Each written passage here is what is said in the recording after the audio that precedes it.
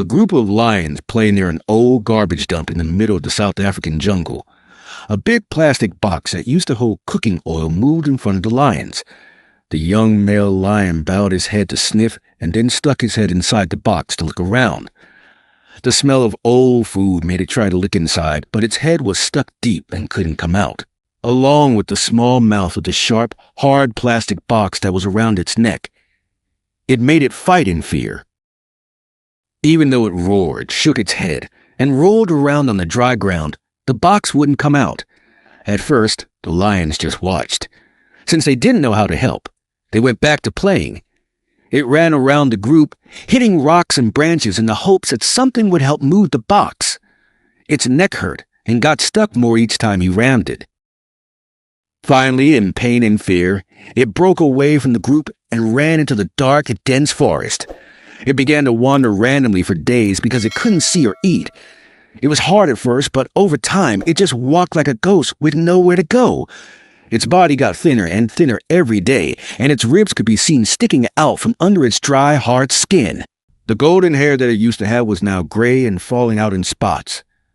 It was also dirty and black. The box got tighter around its neck, making it hard to breathe and keeping its temperature high. Even though its legs were weak, it stood up several times because it had to in order to stay alive. It made no more noise or struggle. It just walked quietly. From above, vultures started to circle because they could smell the dead on the wind. The wild animals all stayed away from it, as if it were a strange thing that was dying. Its hearing was fuzzy and its eyes were cloudy. It hurt like its head was going to burst. There is no water or shade. Nothing living would get close. It turned into a living hell. The hot ground was slowed down by slow steps. A weak heart was the only thing that held on to some hope. By the 5th day, its body was almost totally worn out, and it could only breathe quickly.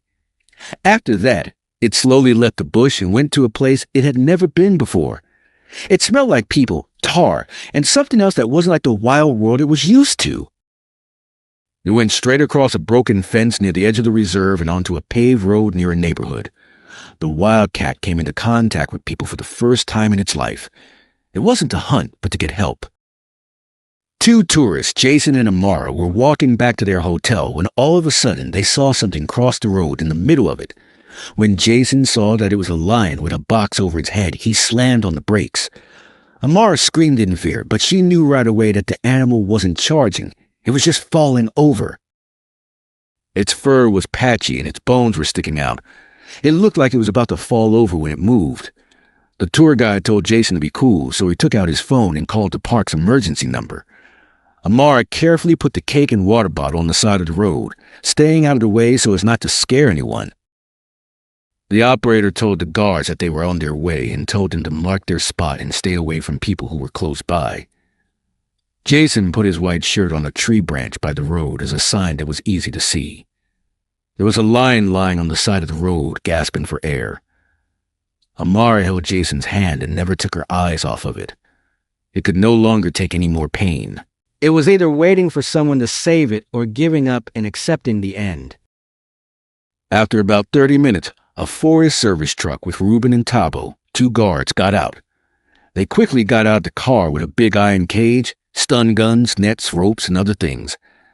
After looking around, Ruben told Jason and Amara to run away to safety. Tabo took a step forward and slowly pointed the tranquilizer gun at the calf of the lion. There was a pop, and the small needle went through its back leg, making it jerk and fall down.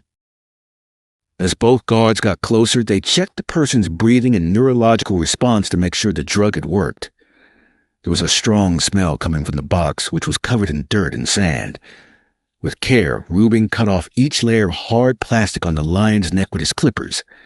It was so deep that the cut could be seen from the inside. Anyone who saw it felt terrible pain. The lion's head was seen for the first time in days when the plastic box finally fell over after a few careful minutes. It had scratches all over its head. Its eyes were sunken, its nose was chapped, and its ears were sagging from being so tired. It was put on a stretcher carefully, and a cloth was wrapped around its neck. It was then moved to the rescue box. Tabo locked the cage, and Ruben stood there sighing as if he had just been saved from certain death. He thanked Jason and Amara, bowed his head, and said, "You two really saved it." When Jason said yes, Amara wiped away her tears and smiled, knowing she had made the right choice.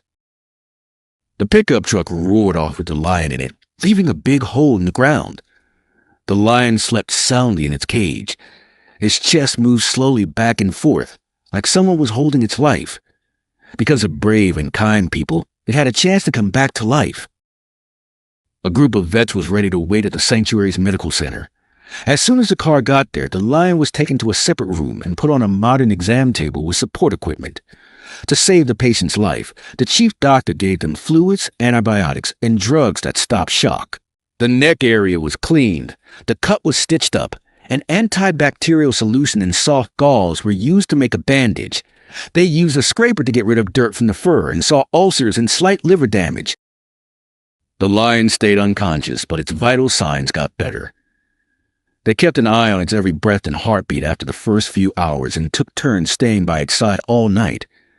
The first meal was a liquid meat soup that was given through a tube to keep the stomach from going into shock. The next morning, its dark eyes slowly opened and blinked a little, as if they were sensing the first light after a long time.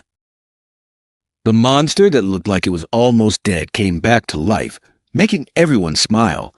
After 2 weeks, the lion slowly got better. It could walk, eat better, and its skin started to get better. Over time, new hair grew in slowly, covering the spots that had been missing with short, shiny fur. It started to softly roar in its cage. This was a normal response that would happen again and again whenever it heard a strange sound. The animal was taken out into the partially wild yard every day to lay in the sun, practice walking, and get used to the grass. The follow-up visit from the doctor showed that it was fully healthy and could once again live on its own in the forest. After a month, Ruben and Tabo had one last job to do. They had to take it back to its field. On the car, it was sitting in an iron cage that was only half open, and looked out at the familiar sights. The car stopped near the North Shoe-Way, which is still home to lions today. Ruben opened the cage's door and took a step back, leaving it open. In from the windy field came streams of light. When the cat stepped outside, its feet hit the soft ground. It didn't move for a moment, as if it knew it was coming back. A few other lions raised their heads and looked towards their lost friend from a distance. It took a deep breath, walked slowly towards the trees, and then turned around quickly. Ruben and Tabo saved it from death and gave it a chance to live. He saw it with his eyes. There was no roar or step forward, just a thankful look that sounded like a quiet goodbye. After that, it turned away and went behind some thick trees where the wind called softly. After that, Jason and Amara were honored at a Durban festival for wildlife protection. A lot of people were moved to join the environmental program after hearing their story, which they told while crying. As rangers, Ruben and Tabo kept working in silence and looked out towards the fields. The plastic box was always kept in the middle, as a warning against trash and cruelty that wasn't meant to be cruel. And that lion, which was now strong and free, became a live example of how strong people can be.